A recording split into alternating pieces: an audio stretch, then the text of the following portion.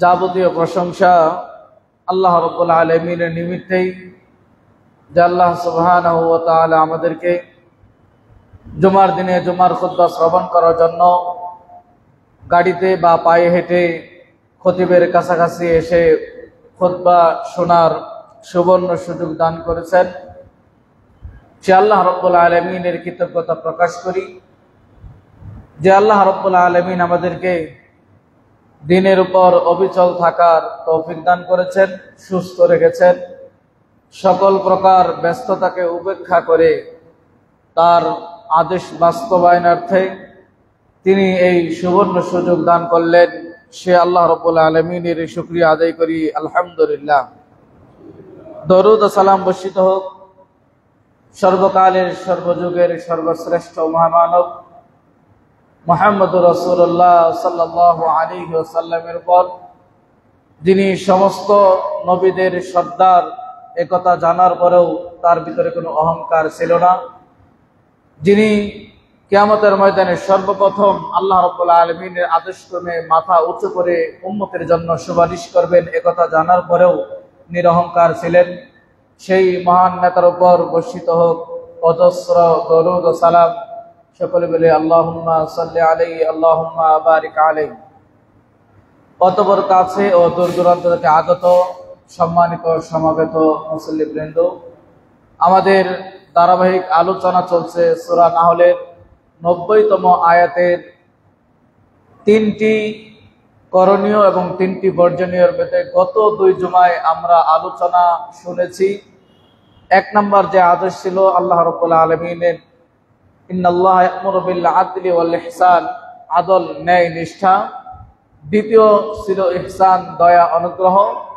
এবং তৃতীয় যে বিষয় আজকে আমরা আলোচনা করব তা হচ্ছে ওয়াইতাইযিল কুরবা, নিকট আত্মীয়কে দেওয়া দান করা। এই 3টি ছিল আদেশ সূচক, বাস্তবায়ন করতে হবে।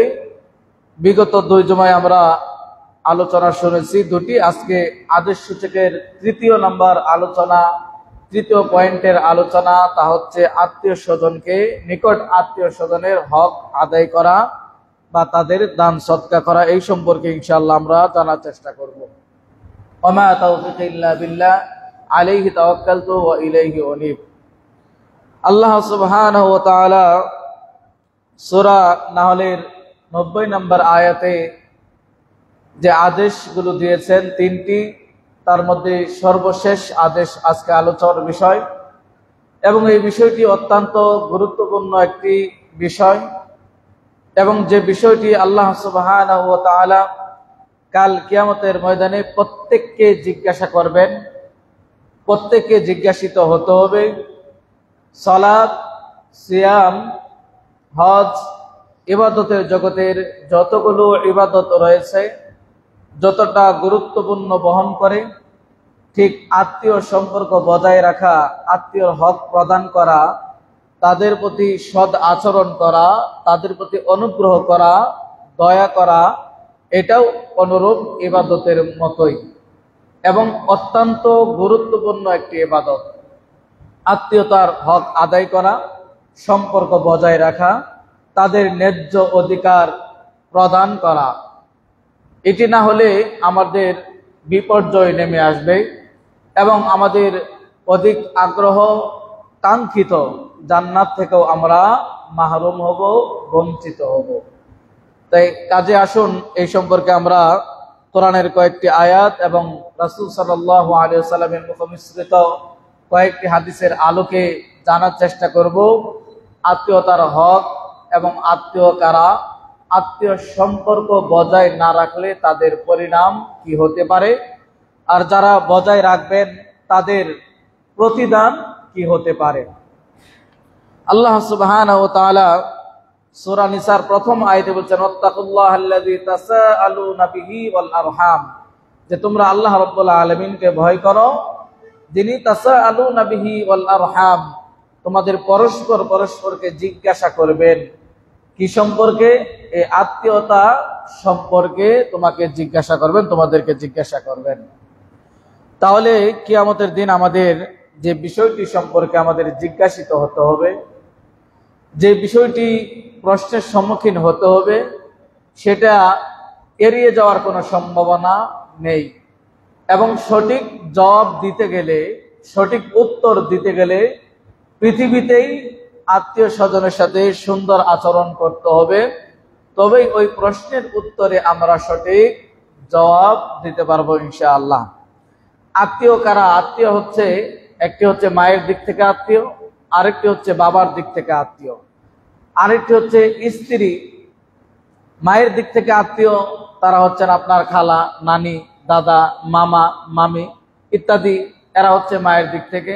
বাবার দিক থেকে আত্মীয় হচ্ছে আপনার চাচা, ফুফি, দাদা এবং চাচাতো ভাই, হ্যাঁ, এরা হচ্ছে আপনার বাবার দিক থেকে।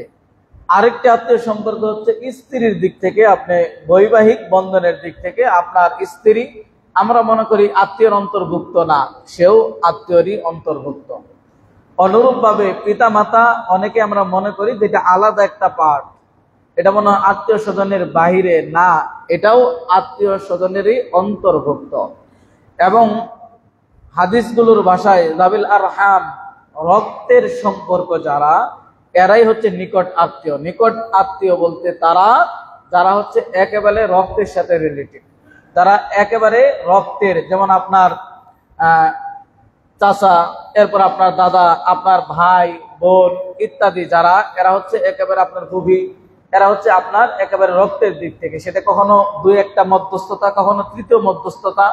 যেমন আপনার আপন ভাই, এখানে মধ্যস্থতা শুধু আপনার পিতা, পিতার কারণে আপনার ভাই হয়েছে। আপনার পিতা এটা ডাইরেক্ট মধ্যস্থতা, আপনার আত্মীয়তা। আপনার মা এটা সরাসরি আপনার আত্মীয়। আপনার নানা এটা হলো দ্বিতীয় স্তরে, মার দিক থেকে মা মাধ্যম হয়ে এরপরে আপনার নানা। অনুরূপ ভাবে আপনার দাদা, এটা হলো দ্বিতীয় মাধ্যম হয়ে আপনার বাবা, এরপরে দ্বিতীয় মাধ্যম হয়ে। বাবা মা ভাই বোন এরা হলো একেবারে কোন রকম মাধ্যম ছাড়াই সরাসরি আত্মীয়।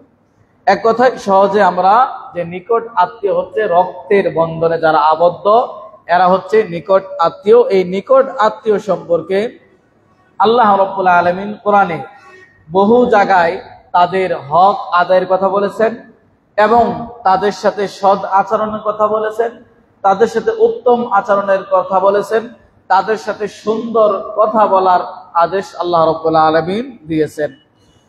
এবং বানি ইসরাইল সম্প্রদায়ের কথা আমরা সকলেই জানি। আল্লাহ রাব্বুল আলামিন তাদের কাছ থেকেও একটি অঙ্গীকার নিয়েছেন, ওয়াইজ আখাযনা মিসাকা বানি ইসরাঈল লা তা'বুদুনা ইল্লাল্লাহ ওয়া বিল ওয়ালিদাইনি ইহসানা ওয়া যিল কুরবা ওয়াল ইয়াতামা ওয়াল মাসাকিন। সূরা বাকারার 83 নম্বর আয়াতে আল্লাহ রাব্বুল আলামিন মিসাক হচ্ছে কঠিন ভাবে, শক্তভাবে কোনো প্রতিজ্ঞা গ্রহণ করা। বানি ইসরাইল সম্প্রদায়ের নিকট থেকে আল্লাহ রাব্বুল আলামিন শক্ত প্রতিজ্ঞা নিয়েছেন, ওয়াদা নিয়েছেন কি, লা তা'বুদুনা ইল্লাল্লাহ, তারা কি করবে না, আল্লাহ রাব্বুল আলামিন ছাড়া অন্য কারো উপাসনা করবে না, ইবাদত করবে না।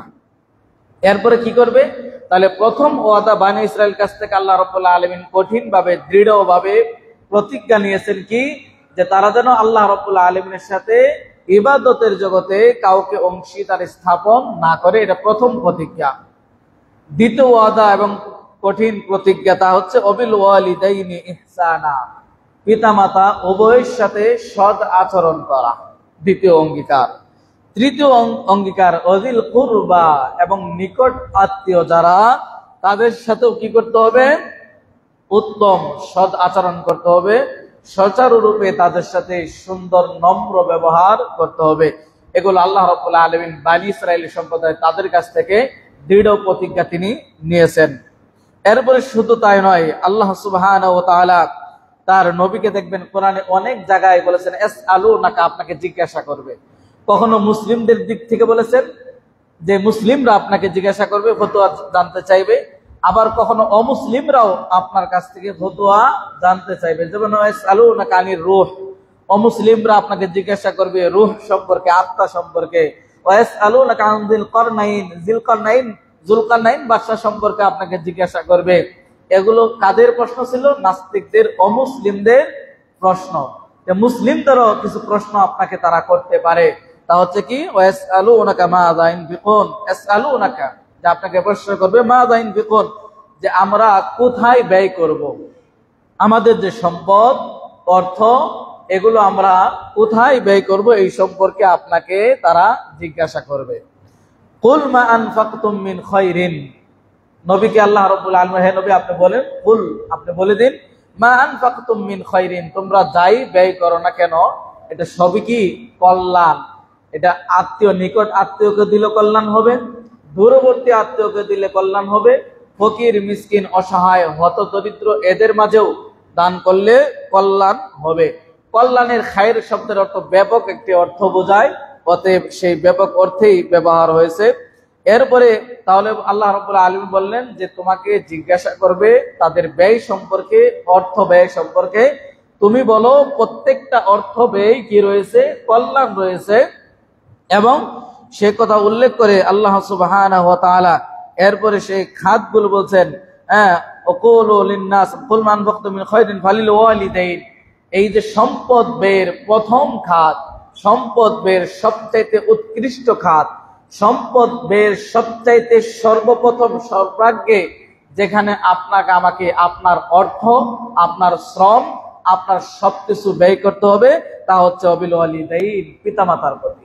তাহলে আপনার আমার সম্পদ ব্যয় করব কোথায়, এই প্রশ্নের উত্তরে আল্লাহ সুবহানাহু ওয়া তাআলা উত্তর দিচ্ছেন তার নবীর মাধ্যমে। তা হচ্ছে পিতামাতার মাঝে আপনার সম্পদ ব্যয় করতে হবে। হাজার হাজার লক্ষ লক্ষ টাকা উপার্জনে আপনার বাবা মা যদি সেখান থেকে ভক্ষণ করতে না পারে, তাহলে ওই উপার্জনের কোনো মূল্যই আমি মনে করি নেই।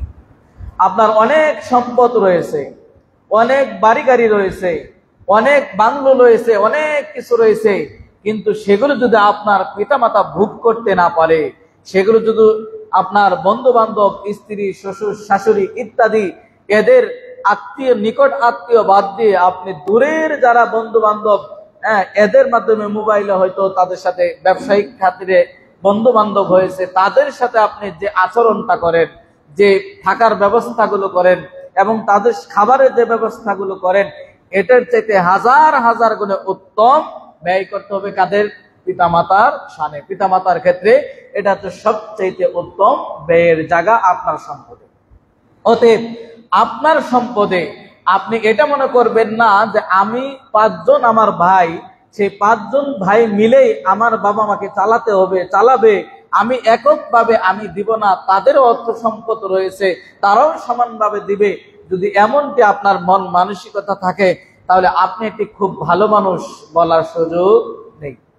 বরং আপনার হক আপনার পিতামাতার প্রতি আপনাকে দেখতে হবে, অন্য ভাইরা দেখুক আর না দেখুক, আপনি দেখতেছেন কিনা, আপনার অর্থ আপনার বাবা মার জন্য ব্যয় হচ্ছে কিনা, এটা আপনাকে দেখতে হবে। আপনি যদি মনে করেন যে 8 জন ভাই বোন তারা সকলেই 1 টাকা করে দিয়ে, 8 টাকা দিয়ে আমার মার মাসিক বেতন হবে, বাবার মাসিক খরচ হবে, যদি এমনটি হয় তাহলে আপনাকে একেবারে ভালো মানুষ বলার সুযোগ নেই। কারণ আপনাকে অবশ্যই, কে দেখলো না দেখলো, আপনাকে অবশ্যই দেখতে হবে। এরপরে 2 নম্বর খাত যেটি হচ্ছে ওয়াল আকরাবিন, নিকট আত্মীয়। তাহলে সম্পদ ব্যয়ের 2 খাত, 2 জায়গা এবং উত্তম জায়গা হচ্ছে ওয়াল আকরাবিন, কাদের, যেটি আজকের আলোচ্য বিষয়। আমরা সূরা নাহলের ধারাবাহিক আলোচনায় যে নিকট আত্মীয় যারা, তাদের কাছে কি করতে হবে, আপনার সম্পদগুলো ব্যয় করতে হবে। সূরা বাকারার 215 নম্বর আয়াত থেকে এটাই প্রমাণিত হয়। অনুরূপভাবে আল্লাহ সুবহানাহু ওয়া তাআলা সূরা নিসার 36 নম্বর আয়াতে 10টি হক মানুষের, মানে 10 প্রকার, 10 শ্রেণী যারা রয়েছে তাদের হক সম্পর্কে আল্লাহ রাব্বুল আলামিন এই কথাগুলো বলেছেন। এবং এই কথাগুলো আকীদার গ্রন্থ যেগুলো রয়েছে সেগুলোতে অনেক জায়গায় আপনারা পাবেন। সেখানেও আল্লাহ সুবহানাহু ওয়া তাআলা বলেন, ওয়া'বুদুল্লাহা ওয়া লা তুশরিকু বিহি শাইআ ওয়া বিল ওয়ালিদাইনি ইহসানা ওয়া বিযিল কুরবা ওয়াল ইয়াতামা ওয়াল মাসাকিন ওয়াল জারি যিল কুরবা। আল আয়াহ। যে আল্লাহ রাব্বুল আলামিন সূরা নিসার 36 নম্বর আয়াতে 10 প্রকারের হক, মানে 10 শ্রেণীর মানুষ, তারা আপনার কাছ থেকে ভালো ব্যবহার পাওয়ার হকদার, উত্তম ব্যবহার পাওয়ার হকদার, সকল কিছু সুন্দরভাবে সুচারুরূপে আপনার কাছ থেকে পাওয়ার হকদার রাখে। তার মধ্যে একটি ওয়া'বুদুল্লাহা ওয়া লা তুশরিকু বিহি শাইআ, প্রথম যেটি সেটি হচ্ছে যে আল্লাহ রাব্বুল আলামিনের ইবাদত করবে এককভাবে, তার সাথে কাউকে অংশীদার স্থাপন করবে না। এটা প্রথম হক। এই আয়াতে 10টা হক, ভালো করে বোঝার চেষ্টা করবেন। সূরা নিসার 36 নম্বর আয়াত, মানে 10টা জুমা আলোচনা করার মতো একটা আয়াত। এটা আমরা 1-2 মিনিটেই সেগুলো শোনার চেষ্টা করব যে 10 শ্রেণীর মানুষের হক এখানে রয়েছে। আপনি কি তাদের সাথে সেই হকগুলো আদায় করছেন কিনা এই প্রশ্ন রেখেই আপনাকে বলছি।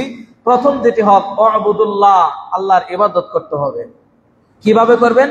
ওয়ালা তুশরিকু বিহি শাইআ, এর সাথে কাউকে অংশীদার স্থাপন না করে।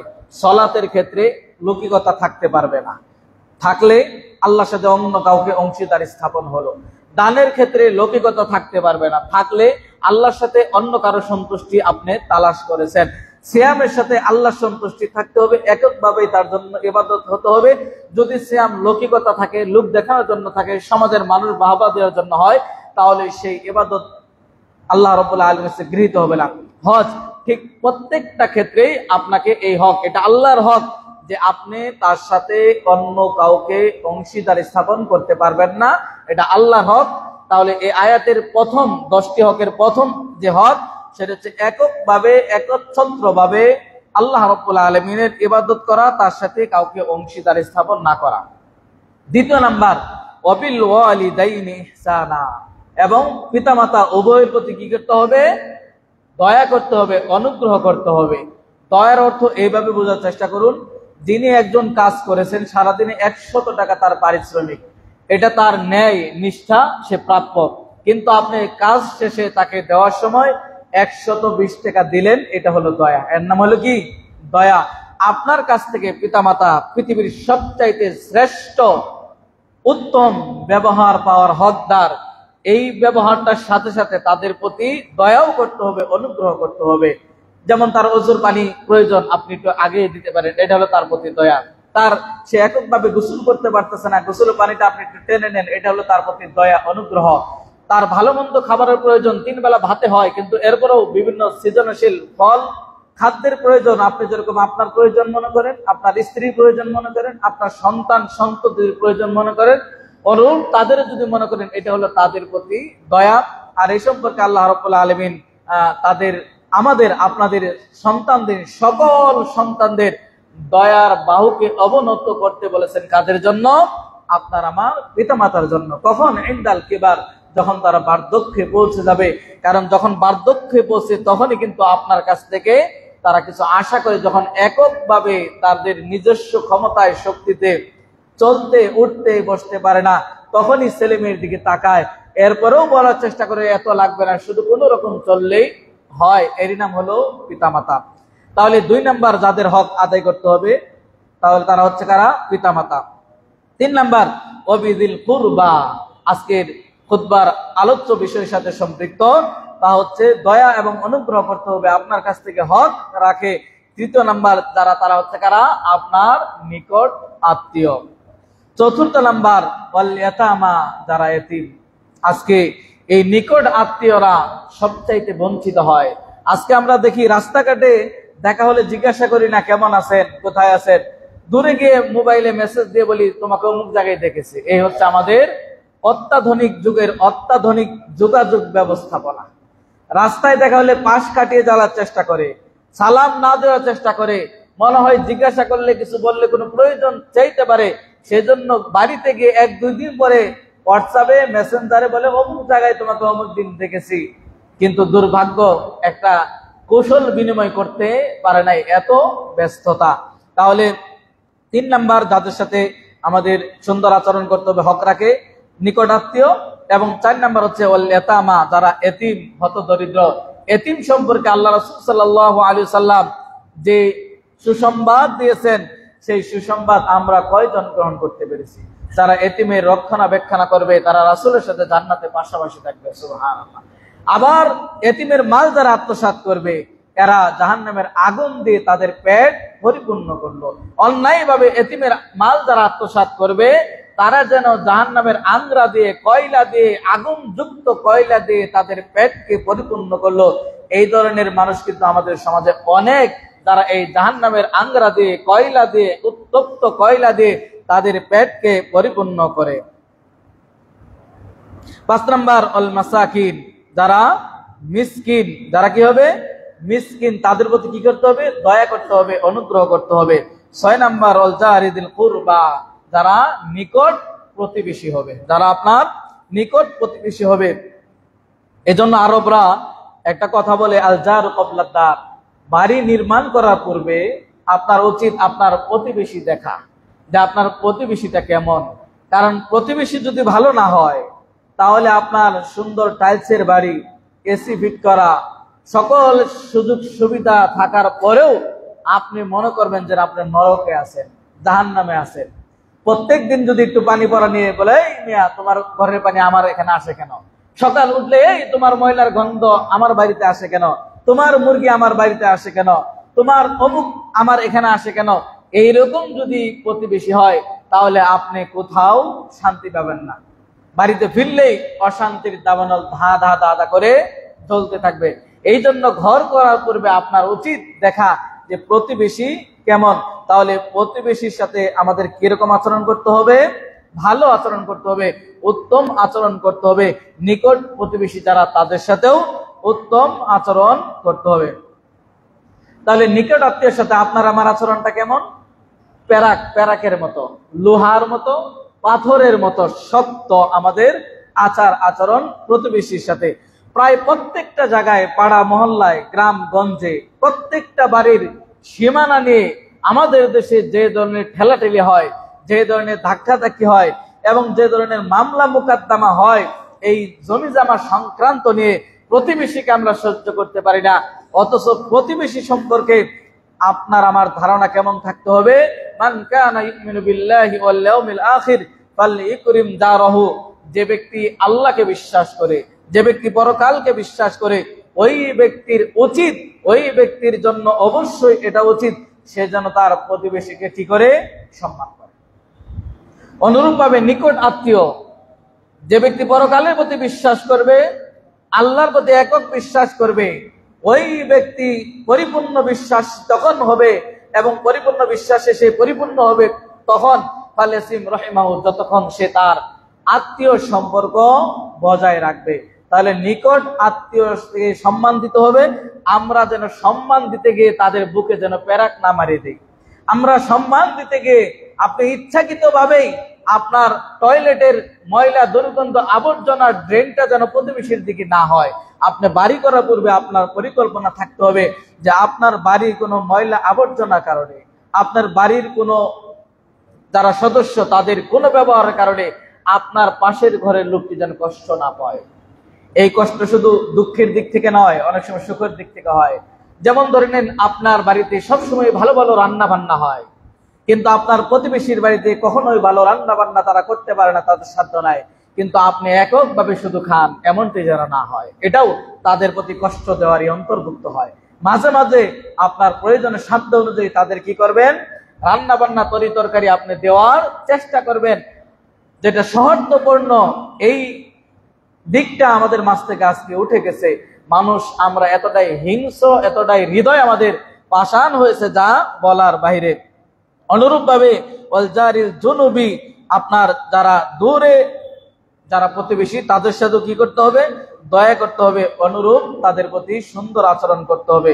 ওয়াসসাহিবি বিল জামবি, অনুরূপভাবে আপনার সঙ্গী সাথী যিনি হবেন, আপনার সঙ্গী যে হবে তার সাথেও, আপনার সাথীদের সাথেও সুন্দর উত্তম আচরণ, নম্র ভদ্রতা প্রদর্শন করতে হবে।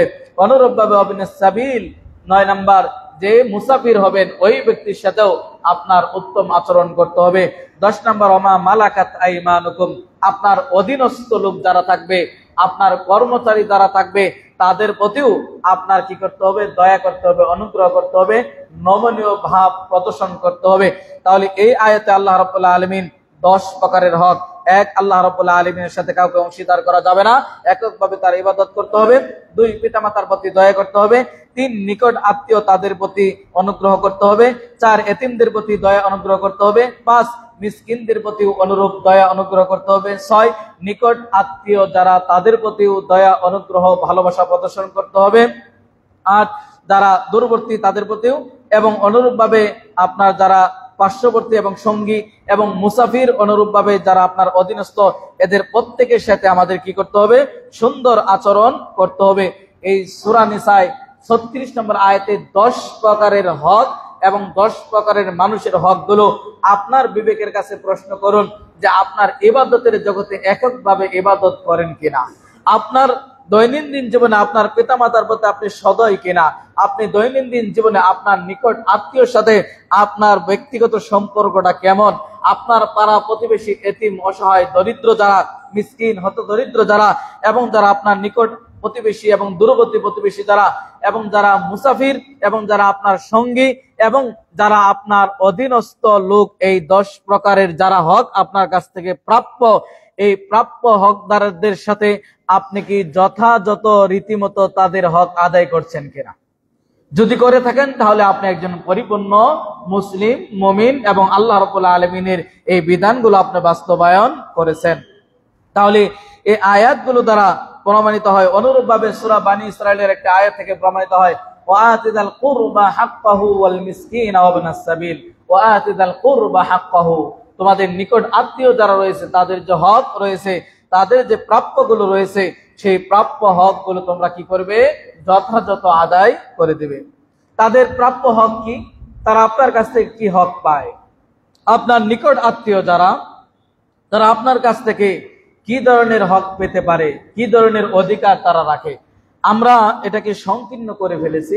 আমরা মনে করি যে শুধু দান সদকাই আপনার কাছ থেকে আপনার নিকট আত্মীয় পাওয়ার হকদার রাখে, অন্য কোনো কিছু নয়। এটা সংকীর্ণ করার কোনো মন মানসিকতা আমাদের প্রদর্শন করা উচিত নয়।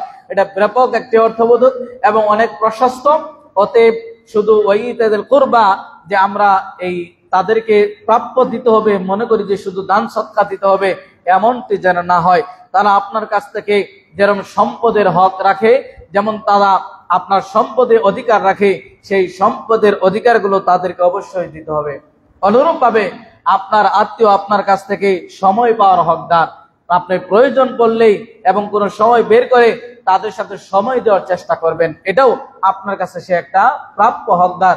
আপনি সময় পেলে দূরের মানুষের সাথে আড্ডা পিটান, সময় পেলে চিনেন না জানেন না রাস্তাঘাটে দেখা হয়েছে, চার দোকানে বসে 1 ঘন্টা 2 ঘন্টা, ঘন্টার পর ঘন্টা আলোচনা চলে, চা পান চলে, সিগারেট চলে, অথচ আপনার নিকট আত্মীয় আপনার পাশ দিয়ে যায়, তাকে একবারও ডাক দিয়ে বললেন না 1 কাপ চা খেয়ে যাও, বা কি অবস্থা, তোমার সন্তান কেমন আছে, তোমার বাজারের অবস্থা কি, তোমার পরিবারের অবস্থা কি, কোনো সমস্যা আছে কিনা, এই ধরনের মন মানসিকতা আমাদের ভিতরে একেবারেই কম।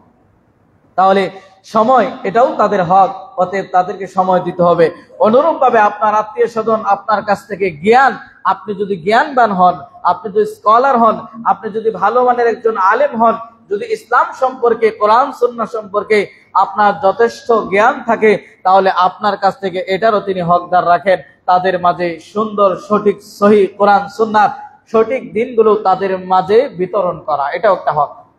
আপনি একজন আলেম, আপনার আত্মীয় স্বজন শিরিক বিদআতের সাথে জড়িত, সে এখানে হক রাখে, আপনার কাছে সঠিক জ্ঞান আছে, শিরিকের বিরুদ্ধে এবং বিদআতের বিরুদ্ধে আপনার অনেকগুলো আর্টিকেল জানা আছে, অনেকগুলো কোরআন সুন্নাহর বিধান জানা আছে, তাদেরকে আপনাকে সতর্ক করতে হবে এবং তাদেরকে উদ্বুদ্ধ করতে হবে। এই আত্মীয় স্বজন কিন্তু আপনার প্রতি এটাও একটা হক রাখে। অতএব আমরা জ্ঞান অর্জন করব এবং এই জ্ঞান অর্জন আমাদের নিকট আত্মীয় যারা পথভ্রষ্ট, যারা বেনামাজি, যারা সুদের সাথে জড়িত, অন্যায় অশ্লীলতার সাথে জড়িত, ইত্যাদির সাথে জড়িত যারা, তাদেরকে আমাদের সঠিক জ্ঞানের মাধ্যমে আমরা আমাদের নিকট আত্মীয়গুলোকেও আমরা সুন্দর করার চেষ্টা করব এবং তাদেরকে পরিশুদ্ধ করার চেষ্টা করব ইনশাআল্লাহ। অনুরূপভাবে আপনার আত্মীয় আপনার কাছ থেকে আরো যেটি পায় সেটি হচ্ছে উত্তম আচরণ। তাদের সাথে কি করতে হবে? উত্তম আচরণটা করতে হবে।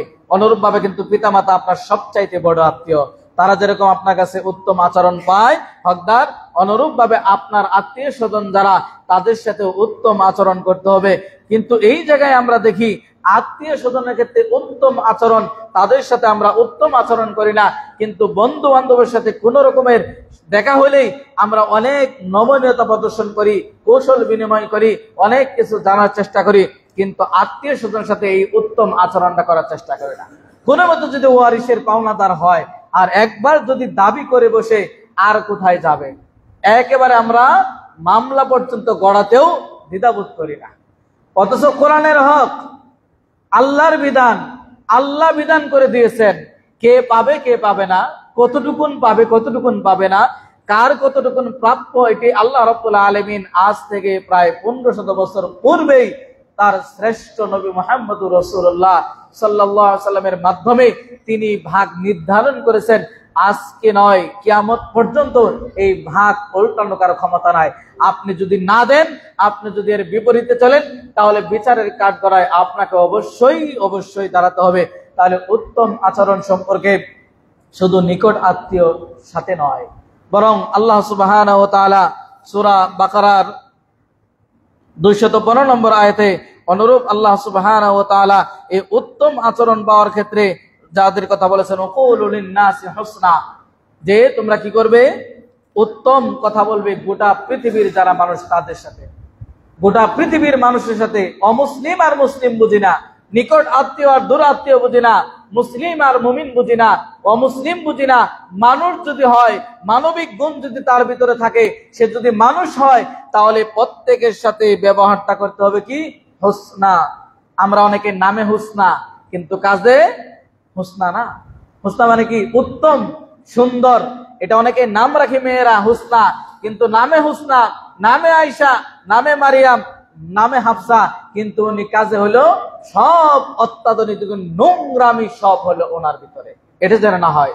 আবার নামে আব্দুর রহমান, আব্দুল্লাহ, নামে আমরা অমুক তমুক, কিন্তু কাজের বেলায় কিন্তু আমরা ফেরাউন আর নমরুদের মতো, কাজের বেলায় হামানের মতো, কাজের বেলায় আমরা আবু জাহেলের মতো, উতবা সাইবার মতো। এমনটা যেন না হয়। আমাদের নামের সাথে কাজেরও আমাদের মিল রাখা দরকার। তাহলে উত্তম আচরণ তাদের সাথে করতে হবে। উত্তম আচরণ প্রত্যেকটা মানুষের সাথে আল্লাহ এটা বিধান দিয়েছেন। একজন রিকশাওয়ালার সাথেও আপনাকে উত্তম আচরণ করতে হবে। একজন সর্বোচ্চ যিনি উচ্চ মর্যাদার, তার সাথেও ভালো আচরণ করতে হবে। এবং সর্বনিম্ন দিন মজুর কুলি যিনি হবেন, তার সাথেও ভালো ব্যবহার করতে হবে। অনুরূপ ভাবে প্রত্যেকটা সেক্টরে, প্রতিটি জায়গায়, প্রত্যেকটা ক্ষেত্রে, প্রতিটি প্রতিষ্ঠানে, সকল জায়গায় আপনার সকলের সাথে, সভাপতির সাথে, সেক্রেটারির সাথে, ক্যাশিয়ারের সাথে, ইমামের সাথে, মুয়াজ্জিনের সাথে, মুসল্লিদের সাথে, প্রতিবেশীর সাথে, দূরবর্তী প্রতিবেশীর সাথে এবং নিকটবর্তী প্রতিবেশীর সাথে, আত্মীয় দূরবর্তীর সাথে এবং নিকটবর্তীর সাথে, সকলের সাথে সুন্দর একটা আচরণ করতে হবে। এটা আল্লাহর বিধান। উত্তম কথা বলতে হবে। আপনার আমার মুখ থেকে উত্তম কথা বের হয় না, অথচ উত্তম কথা এটা একটা সদকা। উত্তম কথা এটা একটা বিশাল সদকা। মুস্কি হাসি দিয়ে কথা বলা এটা বিশাল একটা সদকা। এই সদকা থেকে আমরা বঞ্চিত, এই সদকা থেকে আমরা মাহরুম। এই সদকা আমাদের বের হয় না। একজন আরেকজনকে দেখলে আমাদের ক্রোধ হয়, রাগ হয়, রাস্তা পরিবর্তন করে ফেলায়, গাড়ি পরিবর্তন করে ফেলায়, রিক্সা পরিবর্তন করে ফেলায় এবং কথা বলার মন মানসিকতাও পরিবর্তন করে ফেলায়। এটা যেন না হয়। অনুরূপভাবে আপনার আত্মীয় স্বজন, তাকে খোঁজ খবর রাখতে হবে। এটাও আপনার কাছে অধিকার। সে কেমন আছে না আছে এটা আপনাকে খোঁজ খবর রাখতে হবে। আপনি বলতে পারেন যে তুই দিলে মুই দেই, একা একা কত দেই, যে একজন দিলে আমি দিব, এমনটি যেন না হয়। বরং সে দেখ আর না দেখ, আপনাকে দিতে হবে। সে খোঁজ খবর নেক আর না নেক, আপনাকে নিতে হবে। আত্মীয় সম্পর্ক বজায় রাখে তো ওটাকেই বলে, যে ব্যক্তি আপনার কাছ থেকে আত্মীয় ছিন্ন করতে চায়, আপনি বজায় রাখতে চান, ওটার নামই হলো আত্মীয় সম্পর্ক বজায় রাখা। আর যে বজায় রেখেছে সে তো রেখেছে। যে আপনার কাছ থেকে পালাতে চায়, তার সাথেই তো সম্পর্কটা ঠিক রাখতে হবে। তাহলে তাদের খোঁজ খবর নিতে হবে। অনুরূপ ভাবে তারা অসুস্থ হলে সেবা করতে হবে। বন্ধু অসুস্থ হলে, হসপিটালে হলে, রক্তের প্রয়োজন, ফেসবুকে ইত্যাদিতে এই গ্রুপ রক্তের প্রয়োজন, আমার অমুক বন্ধু অ্যাক্সিডেন্ট হয়েছে অমুক জায়গায়, অমুক হসপিটালে, অমুক বেডে আছে, কিন্তু পাশের বাড়ির আত্মীয়টা, পাশের বাড়ির ফুফু, ফুফি, খালা, খালা মার সমতুল্য, চাচি, চাচা, আত্মীয় স্বজন, নিকট আত্মীয় বলতে যাদেরকে বোঝানো হয়, তারা অসুস্থ হলে আপনি না জানার ভান করে থাকেন। যদি হসপিটালে যেতে হয়, যদি রক্ত দিতে হয়, যদি অর্থ দিতে হয়, যদি তাদের পাশে দাঁড়াতে হয়, এই ভয়ে আপনি কি করেন? তাদের কাছ থেকে পালায়ন করেন না। আপনি ভালো মানুষ এখনো হতে পারেন নাই, তাহলে তাদেরকে সেবা করতে হবে। অসুস্থ হলে নিকট আত্মীয় এটা আপনার প্রতি হক রাখে। অনুরূপ ভাবে তাদেরকে বিভিন্ন উপটোকন দিবেন, বিভিন্ন সময় হাদিয়া দিবেন এবং তাদের সাথে আদান প্রদান করবেন। এখন তো আমাদের মোবাইল ফোন এটা একেবারে সহজ হয়েছে যোগাযোগ ব্যবস্থা। আপনি এখান থেকে চাইলে যে কোনো বিশ্বের প্রান্ত যে কোনো জায়গায় যে কোনো মুহূর্তে আপনি সংবাদ নিতে পারেন। যোগাযোগ ব্যবস্থা আমাদের সহজ হলো, কিন্তু আত্মীয় স্বজন গুলো দূরে চলে গেল। আগে এক সময় 6 মাসে 3 মাসে দেখা হতো, সাক্ষাৎ হতো, যে মহাব্বতটা ছিল, আজকে এখন প্রতিনিয়ত মোবাইলে ভিডিও কলে দেখা হয়, কথা হয়, কিন্তু ওই মহাব্বতটা নাই।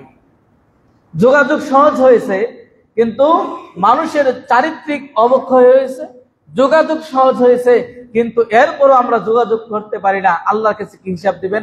আল্লাহ তো জিজ্ঞাসা করবে আত্মীয় স্বজন সম্পর্কে, তাদের সাথে আপনার আমার আচরণটা কেমন ছিল। আসুন হাদিসের আলোকে আমরা জানার চেষ্টা করি আত্মীয় সম্পর্কের গুরুত্ব এবং আত্মীয় সম্পর্ক বজায় রাখলে এর বিনিময়ে আমরা কি পেতে পারি। আল্লাহ রাসূল সাল্লাল্লাহু আলাইহি ওয়াসাল্লামের কাছে একজন এসে বলল, আখবিরনি বিল আমাল, যে আল্লাহ রাসূল আমাকে এমন আমলের সম্পর্কে আমাকে সংবাদ দেন, আদখিলনি জান্নাহ, যে আমলটা করলে আমি জান্নাতে প্রবেশ করব এবং জাহান্নাম থেকে আমি দূরে থাকব। চমৎকার কথা, যে আমাকে এমন একটা ইবাদতের আমলের সংবাদ দেন যে ইবাদত করলে, যে আমলটা করলে আমি জান্নাতে প্রবেশ করব এবং জাহান্নাম থেকে দূরে থাকব। আল্লাহ রাসূল সাল্লাল্লাহু আলাইহি সাল্লাম দেখেন সামান্য কয়েকটি কথা বলেছেন। তাহলে জান্নাতে ঢোকার অন্যতম একটি মাধ্যম আপনার আত্মীয় স্বজন, আবার জাহান্নামে প্রবেশ করার অন্যতম একটি মাধ্যম আপনারই আত্মীয় স্বজন। অতএব এই জায়গায় আমাদের কি থাকতে হবে? অনেক অনেক অনেক সতর্ক থাকতে হবে। আল্লাহ রাসূল বলেন, তা'বুদাল্লাহ ওয়া লা তুশরিকু বিহি শাইআ, যে কি করবে? আল্লাহ ইবাদত করবে, তার সাথে অংশীদারি স্থাপন করবে না। ওয়া তুকিমাস সালাহ ওয়া তুতিজ যাকাত, এবং সালাত প্রতিষ্ঠা করবে, যাকাত প্রদান করবে, এবং কি করবে? আত্মীয় সম্পর্ক বজায় রাখবে। তাহলে এমন সংবাদ দিবে, ইবাদতের এমন সংবাদ দেন আমাকে আমলের, যেটা জান্নাতে প্রবেশ করবে। সেটা কি? এককভাবে আল্লাহর ইবাদত করা, তার সাথে অংশীদারি স্থাপন না করা, যথাসময়ে সালাত আদায় করা, এবং অনুরূপভাবে যাকাত প্রদান করা, এবং আত্মীয় সম্পর্ক বজায় রাখা। এটি যদি হয় তাহলে জান্নাতে প্রবেশ করা যাবে এবং জাহান্নাম থেকে নিজেকে বিরত রাখা যাবে। সুবহানাল্লাহ। আত্মীয় সম্পর্ক এটা বিশাল একটি অংশ ইবাদতের জগৎ জুড়ে। ইবাদতের জগৎ জুড়ে বিশাল একটি অংশ আত্মীয় সম্পর্ক। আমরা এটা অনেকেই একেবারে অবহেলা করি। আর পৃথিবীতে সবচেয়ে অবহেলার পাত্র হচ্ছে এই আত্মীয় সম্পর্কে ফুফিরা এবং বোনেরা। এদেরকে আমরা সবচেয়ে বেশি অবহেলা করি। আমাদের যেন এমনটি না হয়। আয়েশা থেকে বর্ণিত, আয়েশা রাদিয়াল্লাহু আনহা থেকে বর্ণিত, তিনি বলছেন, আল্লাহ সুবহানাহু ওয়া তাআলা আর-রাহিমু মুআল্লাকাতুন বিল আরশ, আত্মীয় সম্পর্কটা এমন, এটি আরশের সাথে ঝুলন্ত একটি বিষয়। চিন্তা করা যায়? তাহলে আত্মীয় সম্পর্ক এটা পৃথিবীর কোন জায়গার সাথে ঝুলে নয়। আত্মীয় সম্পর্ক কোথায় ঝুলে আছে? আল্লাহর আরশের সাথে ঝুলে আছে। এটা এমন একটি গুরুত্বপূর্ণ বিষয় আত্মীয়তা। আর-রাহিমু মুআল্লাকাতুন বিল আরশি, যে এটা আল্লাহ রাব্বুল আলামিনের যে আরশ, এটার সাথে ঝুলন্ত অবস্থায় রয়েছে আত্মীয় সম্পর্ক। এবং আল্লাহ রাব্বুল আলামিন যখন সৃষ্টি করলেন অনেকগুলো বস্তু, অনুরূপভাবে তিনি আত্মীয় সম্পর্ক যখন সৃষ্টি করলেন, তখন এই আত্মীয়তা সম্পর্কটা আল্লাহ রাব্বুল আলামিনের আরশের যে খুঁটিগুলো আছে এগুলো তিনি ধরে বসলেন এবং আল্লাহর কাছে তিনি ওয়াদা করে বললেন এবং আল্লাহর কাছে চেয়ে বসলেন যে আল্লাহ তুমি কি করবে? আমার একটা ব্যবস্থা করো। তিনি এই আত্মীয় সম্পর্কটা আল্লাহর আরশের খুঁটির সাথে ঝুলে গেল এবং আল্লাহর কাছে এটা চেয়ে নিল যে আল্লাহ আমার সাথে যারা খারাপ ব্যবহার করবে তাদেরকে অবস্থাটা কি হবে। এবং এই বিষয়ে আলাদা একটা সে দায়িত্ব চাচ্ছে, আলাদা একটা হক চাচ্ছে। তখন আল্লাহ রাব্বুল আলামিন বললেন যে এটা কি যথেষ্ট নয়? মান ওয়াসালানি ওয়াসালাহুল্লাহ, যে ব্যক্তি তোমার সাথে আত্মীয় সম্পর্ক বজায় রাখলো আমি তার সাথে সম্পর্ক বজায় রাখবো। তাহলে যে ব্যক্তি আত্মীয়তার সাথে আত্মীয় সম্পর্ক বজায় রাখে আল্লাহ তার সাথে সম্পর্ক বজায় রাখে। ওমান কতাআনি কতাআহুল্লাহ, যে ব্যক্তি তোমার সাথে সম্পর্ক ছিন্ন করবে আমিও তার সাথে সম্পর্ক ছিন্ন করব। তাহলে আত্মীয় সম্পর্ক কতটা গুরুত্ব। যে ব্যক্তি আত্মীয় সম্পর্ক বজায় রাখবে আল্লাহ তার সাথে সম্পর্ক বজায় রাখবে, আর যে ব্যক্তি আত্মীয়তার সম্পর্ক ছিন্ন করবে ওই ব্যক্তির সাথে আল্লাহ রাব্বুল আলামিনও সম্পর্ক ছিন্ন করবে। আত্মীয় সম্পর্ক আল্লাহর কাছে যা চেয়েছিল তাই পেয়েছে, যে এটা হলেই যথেষ্ট। যে আমি এমন একটা বন্ধন যে আমার সাথে সম্পর্ক বজায় রাখলে আল্লাহর সাথে সম্পর্ক বজায় রাখা, আমি এমন একটা বন্ধন আমার সাথে সম্পর্ক ছিন্ন করলে আল্লাহর সাথে সম্পর্ক ছিন্ন করা হবে। এত গুরুত্বপূর্ণ একটা বিষয় কেন আমরা ইবাদতের জগতে আনতে পারি না? কেন আমাদের আত্মীয় স্বজনের কাছ থেকে আমরা আজও দূরে দূরে বেড়াই? আজও আমরা কেন দূরে তাড়িয়ে যাই? আজও কেন আমরা তাদের কাছ থেকে দূরে সরে যাই? অনুরূপ ভাবে রিজিক বৃদ্ধি হোক, আপনার কামাইয়ে বরকত হোক, এটা কে না চায়? সবাই চায় যে আমাদের সম্পদ বৃদ্ধি হোক, আমাদের রিজিক বৃদ্ধি হোক। আরো কিছুদিন বেঁচে থাকলে দুনিয়ার চাকচিক্য আরো কিছুদিন গ্রহণ করতে পারতাম। মাসে যদি 1 লক্ষ টাকা কামান, তাহলে আরো একটা মাস বেঁচে থাকলে আরো 1 লক্ষ টাকা কামাতে পারবাম। এটা তো সবাই চায় যে আমার ব্যবসা বাণিজ্যে লাভ হোক। এবং সময় শর্ট, আপনি সারাদিন 8 ঘন্টা দোকান করে মনে চাচ্ছে যে আরো যদি 10 ঘন্টা চালাইতে পারতাম, আরো একটু ব্যবসা বাণিজ্য হতো। তো এই যে আমাদের রিজিক বৃদ্ধি এবং আমাদের আয়ু বৃদ্ধি, আমাদের হায়াতে তয়্যিবা বলতে যেটা বোঝানো হয়, সময়ে বরকত, সম্পদে বরকত, সন্তান সম্পত্তিতে বরকত এবং আত্মীয় স্বজনের মাঝে বরকত। এক কথায় সকল কাজে যদি আমরা বরকত পেতে চাই, আমাদের রিজিক যদি আমরা বৃদ্ধি করতে চাই এবং আমরা যদি মানুষের হৃদয়ে জায়গা করে নিতে চাই এবং আমাদের হায়াতে যদি আমরা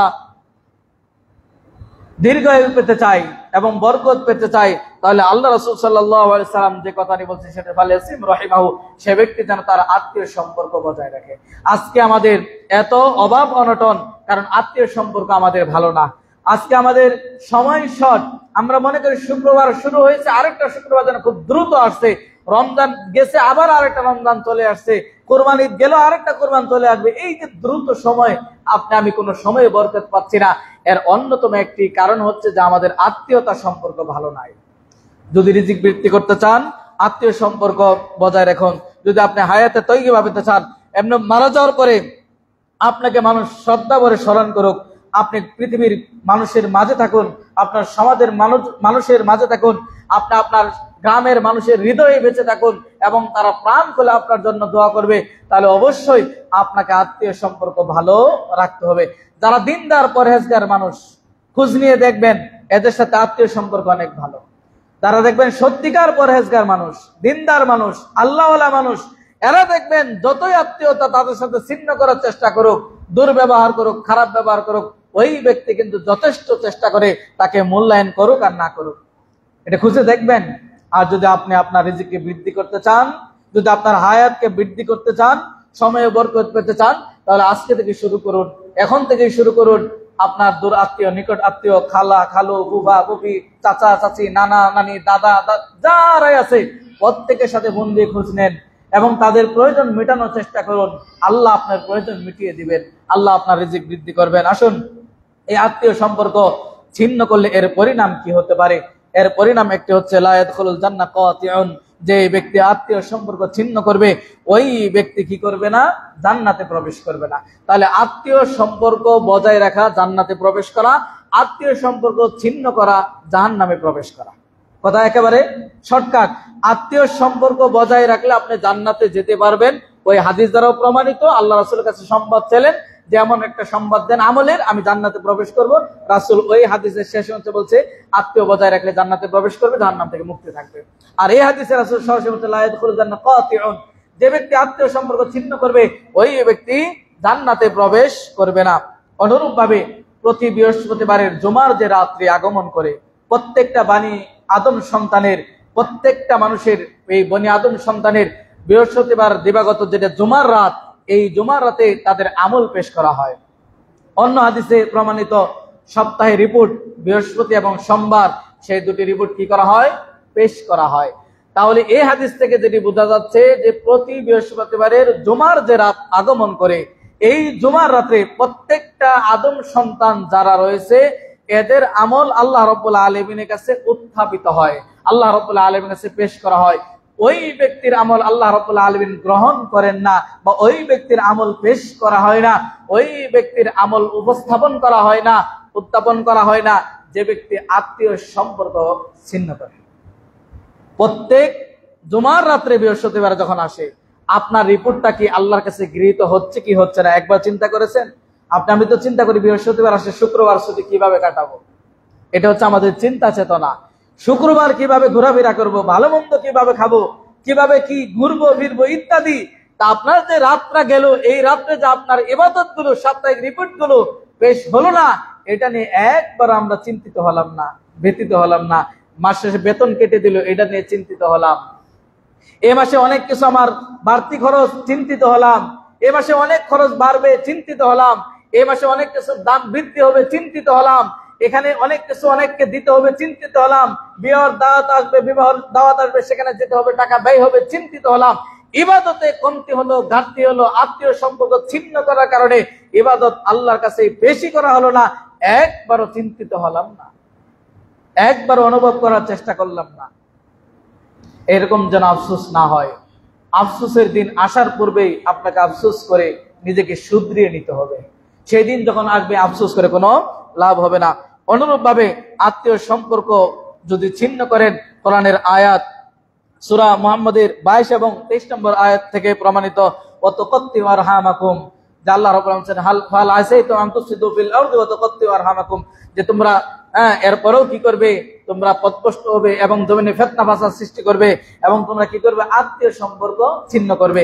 আত্মীয় সম্পর্ক ছিন্ন করার পরিণামের অন্যতম একটি পরিণাম হচ্ছে আল্লাহ রাব্বুল আলামিন তাদের প্রতি লানত করেন, উলাইকাল্লাযিনা লাআনাহুমুল্লাহ, আল্লাহ তাদের প্রতি লানত করেন। তাহলে আত্মীয় সম্পর্ক ছিন্নকারীর প্রতি কে লানত করেন? আল্লাহ রাব্বুল আলামিন লানত করেন। শুধু তাই নয়, ফাআসাম্মাহুম, তাদেরকে বধির করে দেন। শুধু তাই নয়, ওয়া আমা আবসারহুম, তাদেরকে অন্ধ করে দেন। তাহলে আল্লাহ লানত করেন, এটা এক নাম্বার। 2 নাম্বার, তাদেরকে বধির করে দিবেন। 3 নাম্বার, তাদেরকে অন্ধ করে দিবেন যারা আত্মীয় সম্পর্ক ছিন্ন করে। আপনি প্রশ্ন করতে পারেন, হুজুর আত্মীয় সম্পর্ক কত ছিন্ন করলো, একজনকে অন্ধ হতে তো দেখলাম না, একজনকে তো বধির হতে দেখলাম না। এটার অর্থ হচ্ছে যে আপনি দেখেও না দেখার মতো, আপনি বধির, আপনার অন্তরে ভালো কোনো কিছু গ্রহণ হবে না। অন্ধ মানে কি, আপনি দেখেও সত্যটা দেখবেন না, খারাপের সাথে চলবেন এবং হৃদয় দিয়ে খারাপই আপনি শুধু অনুধাবন করবেন আর অঙ্কিত করবেন আর কি করবেন, কল্পনা জল্পনা করবেন। এর অর্থ এটা। আপনি বলতে পারেন যে অনেক আত্মীয় সম্পর্ক ভালো চলে, এখন ওই বধির হলো না, অন্ধ হলো না, আল্লাহ লানত তো আসলো না। আরে আল্লাহ লানত কখন কিভাবে কাকে ধরবে আপনি বুঝতে পারবেন? কেউ চিন্তা করে নাই কখন কাকে কিভাবে, কখন কাকে আল্লাহ রাব্বুল আলামিন উল্টিয়ে দিবে। সকালের রাজা বিকাল বেলায় ফকির, যার আদেশে পুরা প্রশাসন চলতো তারই হাতে হাত করা পড়ে এবং এমন অবস্থা হয়, তাহলে আল্লাহর মায়ের দুনিয়ার বাইরে বলে না যে আল্লাহ যখন ধরবে, আল্লাহ কোন জালেমকে ছাড় দেন নাই, কোনোদিন কাউকে ছাড় দেবেন না। নমরুদ, ফেরাউন, বড় বড় এরা কেউ ছাড় পান নাই। আসুন, যেটা আপনাদের বলতে চাচ্ছি যে আত্মীয় সম্পর্ক ছিন্ন করলে আল্লাহ লানত, আত্মীয় সম্পর্ক ছিন্ন করলে আপনি অন্তর দিক থেকে বধির হবেন, অর্থাৎ আপনার এখানে ভালো কোনো কিছু গ্রহণ হবে না এবং চোখের দিক থেকে আপনি অন্ধ হবেন। এরও তো আপনার 2 চোখ চলে যাবে এমনটি নয়, অর্থাৎ আপনি ভালো কিছু আপনি করতে পারবেন না, ভালো কিছু আপনার চোখে আসবে না, সব শুধু আপনি দেখবেন সবসময় খারাপ। এটাই আপনি, এবং এই খারাপ নিয়ে, এই বধির অন্তর নিয়ে, আল্লাহ লানত নিয়ে হয়তো একদিন দুনিয়া থেকেও চলে যাবেন। আসুন, সর্বশেষ আর দুটি হাদিস বলে শেষ করে দিচ্ছে আমাদের জমা। একটি আবু বকর রাদিয়াল্লাহু আনহুর সাথে ঘটে যাওয়া একটি ঘটনা, মিস্তার রাদিয়াল্লাহু আনহু, যারা অনেকে আমরা মনে করি যে আত্মীয়তার সাথে এত ভালো সম্পর্ক করলাম, এরপরেও খারাপ ব্যবহার করলো, অতএব আজকে থেকে তাকে কোনো কিছু দান করব না, তাকে কোনো কিছু দিব না, তার সাথে কথাবার্তা বাদ, যেটা আমরা বলি তার সাথে আমরা আরি। এই ধরনের যারা এরকম মন মানসিকতা যারা লালন করেন, পালন করেন, তাদের জন্য বলতে চাই, সূরা নূরের সম্ভবত 22 বা 36 নম্বর আয়াত হবে সূরা নূর, সেখানে যেটা আয়েশা রাদিয়াল্লাহু আনহার সাথে ঘটে যাওয়া ইফকের ঘটনা, যে তাকে মিথ্যা তুহমত দেওয়া হয়েছিল, সেই ঘটনা আপনারা জানেন। এই ঘটনার সাথে কিছু মুনাফিক তারা জড়িত ছিল। এর মধ্যে মুসলিমদের মাঝে 2 জন, একজন হচ্ছে মিস্তার, একজন হচ্ছে হাসান, এরা 2 জনের সাথে জড়িত হয়ে গিয়েছিল। আর আবু বকর রাদিয়াল্লাহু আনহু এই মিস্তার রাদিয়াল্লাহু আনহুকে তিনি একটা মাসিক ভাতা দিতেন অসহায় গরীব হওয়ার কারণে। এবং এই আয়াতে আল্লাহ রাব্বুল আলামিন সূরা নূরে এই আয়াতে আল্লাহ রাব্বুল আলামিন বলেন যে তোমরা তাদেরকে এইভাবে তোমরা কসম খেও না, যাদের প্রশস্ততা রয়েছে, অর্থ সম্পদ রয়েছে, যে আমরা আর তাদেরকে দান করব না। নিকট আত্মীয় যারা মুহাজির, যারা আল্লাহর পথে মুসাফির, এদেরকে আমরা দান করব না, এই কসম তোমরা খাবে না, বরং তোমরা তাদের ক্ষমা করে দাও, মার্জনা করে দাও, এগুলো ভুলে যাও। এরপরে তিনি আবু বকর রাদিয়াল্লাহু আনহু তখন জানতে পারলেন যে তাকে মাসিক একটা অর্থ দেওয়ার পরেও সে তার মেয়ে আয়েশার এই ঘটনার সাথে সে সম্পৃক্ত হয়েছে, মানুষ হিসাবে তার খারাপ লেগেছে। এটাই স্বাভাবিক। আপনি একজনকে সবসময় টাকা পয়সা দেন, ওই যদি আপনার বিরুদ্ধে একদিন দাঁড়ায়, তখন আপনার খারাপ লাগবে যে একে প্রতি মাসে এত টাকা দিতাম, এই সুযোগ সুবিধা দিতাম, তুই আজকে আমার বিরুদ্ধে এরকম একটা সিদ্ধান্ত নিলি। আবু বকর রাদিয়াল্লাহু আনহু তিনি কি করলেন, যে তাকে আর এই ভাতা দিবেন না, বন্ধ করে দিলেন। এরপরে এই আয়াত এবং এই সাহাবীরা তারা সেখান থেকে বেরিয়ে আসলেন, তওবা করলেন, তাদের তওবা আল্লাহ কবুল করলেন, এই আয়াত নাযিল করলেন। এবং এই আয়াতের শেষ অংশে আল্লাহ রাব্বুল আলামিন আলা তুহিব্বুনা ইয়াগফিরাল্লাহ, যে তোমরা কি চাও না যে আল্লাহ তোমাদেরকে ক্ষমা করুন? তখন আবু বকর রাদিয়াল্লাহু আনহু এই আয়াত যখন শুনলেন, তখন আবু বকর রাদিয়াল্লাহু আনহু বললেন, অবশ্যই চাই এবং ভালোবাসি যে আল্লাহ আমাদেরকে ক্ষমা করুন। তখন আবু বকর রাদিয়াল্লাহু আনহু এই মিস্তার রাদিয়াল্লাহু আনহু তান কি করলেন, তার এই ভাতা বা সে যে সম্মানী দিতেন মাসিক বা যেভাবেই দিতেন, এটা আবার তিনি কি করলেন, চালু করলেন। এখান থেকে গোটা পৃথিবীর আত্মীয় স্বজনের জন্য শিক্ষা যে আপনি দিবেন তার কাছ থেকে কোনো কিছু পাওয়ার জন্য নয়, বরং আপনার দানটা অব্যাহত রাখার চেষ্টা করবেন, আপনার দেওয়াটা অব্যাহত রাখার চেষ্টা করবেন। এটা এই আয়াত থেকে প্রমাণিত হয়। অতএব এমনটি জিদবশত আমরা এমন কসম খাবো না, এমন কোন আমরা কিছু গ্রহণ করব না যে আমার আত্মীয় আপনার এই কোনো অধিকার গ্রহণ করার কারণে, কোনো কিছু গ্রহণ করার কারণে আপনি তার থেকে বঞ্চিত হচ্ছে তারা, এমনটি যেন না হয়। অনুরূপভাবে দান করলে, আত্মীয় স্বজনকে দান করলে এর বিনিময়টা ডবল হয়। আপনি সাধারণ দান করেছেন, কিন্তু আপনার আত্মীয় স্বজন যদি হয় তারা গরিব অসহায়, একদিক থেকে আপনি দানের সদকা পাবেন, দ্বিতীয়ত আত্মীয়তা সম্পর্ক বজায় রাখার সদকা। তাহলে আত্মীয় স্বজনকে দান করলে ডবল কি হয়, নেকি হয়, এবং ডবল নেকি হবে। কাজে আপনার আমার উচিত হবে আত্মীয় সম্পর্ক যারা আছে এরা যদি হত দরিদ্র হয়, এদের মাঝে আপনার সম্পদ বন্টন করা এবং তাদের হকগুলো আদায় করা, তাদের যথাযথ সম্মান প্রদর্শন করা, তাদের প্রতি দয়া অনুগ্রহ করা এবং তাদের প্রতি আমাদের নমনীয় হওয়া। অনুরূপভাবে প্রতিটি মানুষের প্রতি আমরা দয়াশীল হব, অনুগ্রহশীল হব। আজকের জুমার আলোচনা থেকে আমরা সূরা নাহলের যে আয়াতগুলো আমরা প্রত্যেকটি জুমায় প্রতিটি খতিব সাহেবগণ পাঠ করে থাকেন, ইন্নাল্লাহা ইয়া'মুরু বিল আদলি ওয়াল ইহসান ওয়া ইতা'i যিল কুরবা ওয়া ইয়ানহা আনিল ফাহশাই ওয়াল মুনকারি ওয়াল বাগই ইয়া'iযুকুম লাআল্লাকুম তাযাক্কারুন। এটা আল্লাহর ওয়াজ, এটা আল্লাহ নসিহত করতেছেন যে তিনটি আদেশ তোমাদের, ন্যায় ইনসাফ এবং দয়া অনুগ্রহ, তৃতীয় নাম্বার হচ্ছে আত্মীয়তার হক আদায় করা। এই তিনটি চ্যাপ্টার, তিনটি পয়েন্ট আমরা 3 জুমায় আলোচনা শেষ করলাম আলহামদুলিল্লাহ। আগামী জুমায় আমরা আলোচনা করব যে তিনটি নিষিদ্ধ কাজ আল্লাহ করতে নিষেধ করেছেন। প্রতিটি খুতবায় খতিব সাহেবগণ এই আয়াতগুলো পাঠ করে থাকে, সেই আলোকে অনুধাবন করে আমরা আমাদের জীবনকে সুন্দর সুচারুরূপে সাজানোর চেষ্টা করব ইনশাআল্লাহ। এবং প্রত্যেকটা আত্মীয় স্বজন যেন তাদের হকগুলো আমরা আদায় করতে পারি, প্রতিটা আত্মীয় স্বজনের সাথে সুন্দর সুচারুরূপে এবং সুন্দর উত্তম নমনীয় ব্যবহার যেন আমরা করতে পারি, এবং তাদের সাথে যেন শ্রেষ্ঠ যে উত্তম আদরগুলো রয়েছে, আদবগুলো রয়েছে, সেগুলো যেন আমরা বজায় রাখতে পারি। আল্লাহ সেই তৌফিক আমাদের দান করুন, আমিন। আকুলু মা তাসমাউ লি ওয়া লাকুম ওয়া লিসাইরিল মুসলিমিন ফাস্তাগফিরু ইন্নাহু হুয়াল গফুরুর রহিম। ইন্নাল হামদা